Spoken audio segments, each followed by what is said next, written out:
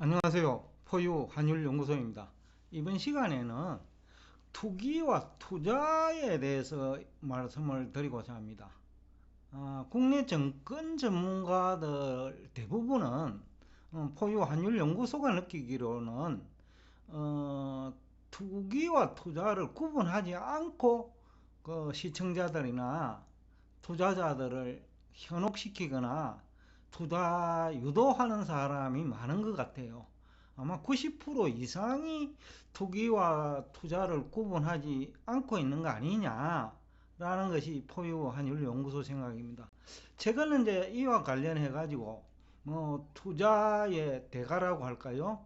살아있는 투자의 뭐 대명사라고 해도 과언이 아닐 정도로 알려진 워런 버핏이 주식시장이 도박장으로 전락했다라고 비판을 한 바 있죠. 그런데 이제 이와 관련해 가지고 뭐 대부분의 정권 전문가들은 본인들은 투자를 유도하고 있다고 생각하는지는 모르겠어요. 근데 워런 버핏도 포유 완율 연구소와 비슷한 생각인 것 같아요. 90% 정도는 도박장으로 만들어 나가고 있다. 정권 전문가들이. 그러니까 투자라는 이름으로 사실상은 도박을 유도하고 있다라는 표현이 뭐 어울리지 않나라는 생각에서 오늘 이 주제를 가지고 나왔습니다. 투자 이론에서는 기간 개념으로 이제 투기와 투자를 구분하고 있어요. 1년 이내 매매를 하면 투기라고 보고 있고 1년 이상 보유하면 이제 투자로 얘기하는데 그것은 이제 투자론의 얘기고 좀 더 구체적으로 얘기하면 장기간 보유하더라도 거품이 과다하게 발생한 주식이나 다른 자산을 추격 매매하면 그것도 투기라고 보아야 되지 않느냐. 뭐 경작 교과서 그 투자론이죠. 투자론을 그대로 암기하는 것에서 진일보해야지 그냥 옛날에 그 투자 이론이 등장할 무렵에 그때는 그 자산시장이 이렇게 거품이 많지 않았거든요. 근데 지금은 그 자산시장이 여러 가지 상품도 원래는 이제 투자 목적으로 해놨는데 예를 들어서 선물이라 하는 것이 어떻게 보면 위험 관리 차원에서 개발한 상품인데 실제 운용되는 형태를 보면 투기 목적으로 이용한다는 거죠. 또 정권 전문가들도 그 투기 목적으로 접근하는 사람이 많아요. 주가 지수 선물조차도 개별 주식 상품도 투자를 유도하는 것이 아니고 투기를 유도하는 사람이 포유 환율 연구소가 느끼기로는 90% 되지 않느냐. 오죽하면 워런 버핏이 도박자로 전락했다고 비판했을까요? 그래서 오늘 이 주제를 가지고 나왔는데 지금 이제 투기를 한 사람은 향후 1, 2년에 걸쳐서 호된 그 경험을 하실 거예요. 최근에 제가 이제 뭐 구독자 수가 한 30만, 40만 명이 되는 어느 방송 채널에 그 뭐 리딩 한다고 할까요? 미국 주식을 안내하시는 분의 얘기를 들으니까 어떤 얘기를 하느냐면요.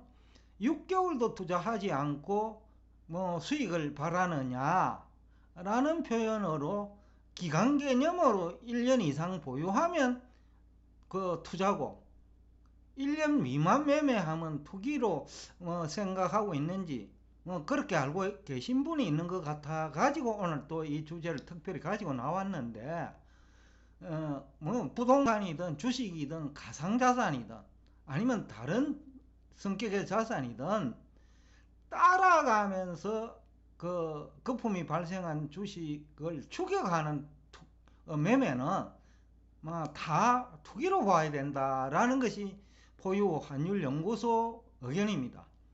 그 이유는 첫째, 거품이 발생한 주식은 장기 보유하더라도 10년 이상 매수 가격에 도달하지 않을 수 있어요. 그 자체가 투기라는 거죠. 10년을 기다리도 원본 회복이 되지 않으면 그것이 투기다. 왜냐하면 분석도 없이 샀다라는 얘기거든요.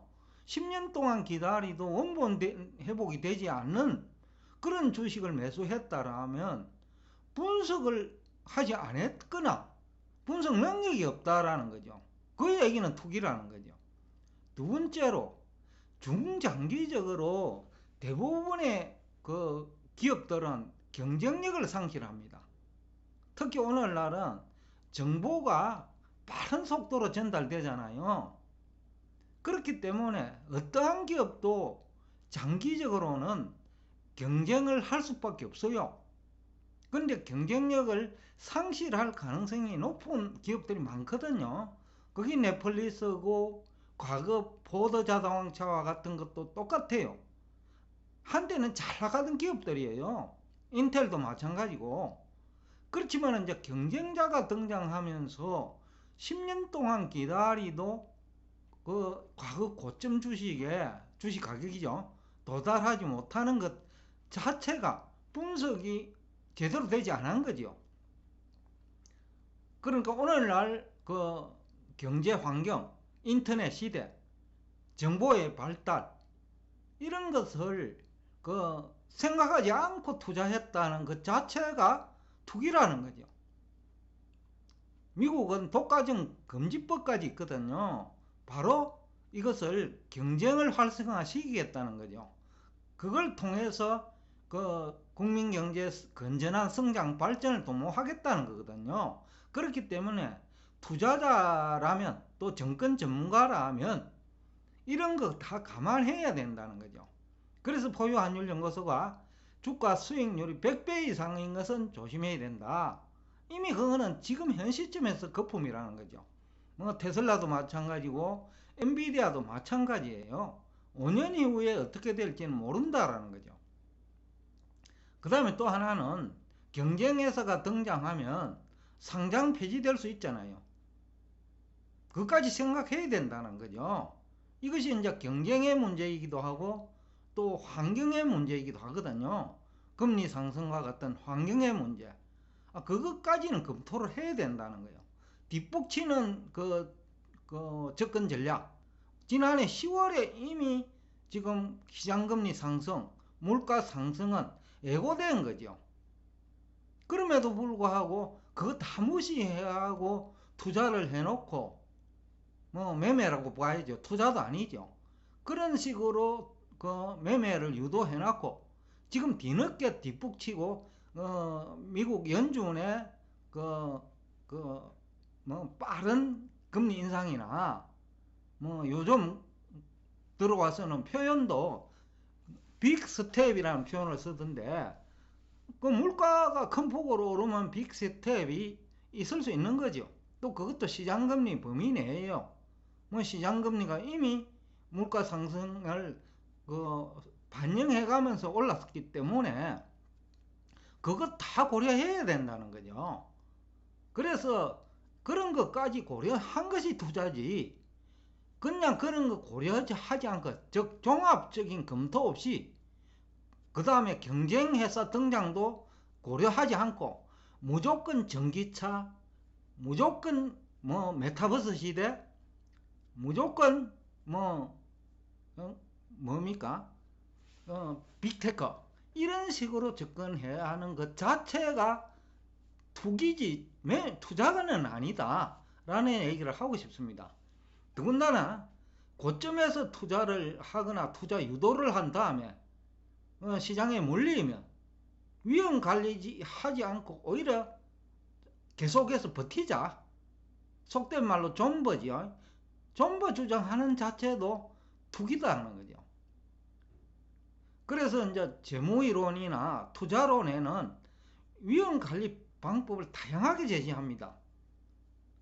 위험도 뭐 체계적 위험이라고 위험을 관리할 수 있는 것도 있고 비체계적 위험으로서 위험 관리가 어렵다는 그 위험도 있는데 그렇지만 정보가 발달하면서 비체계적 위험까지도 어느 정도 관리가 가능한 게 오늘날 주식시장 환경이고 채권시장 환경이라는 거죠.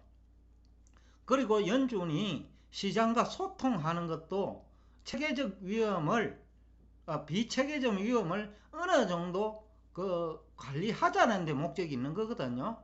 그러니까 정권 전문가라면 투자와 투기를 1년 내지는 1년 이내 매매 또는 1년 이상 보유로 가지고 구분을 할 것이 아니라 제대로 된 분석까지도 해야 된다.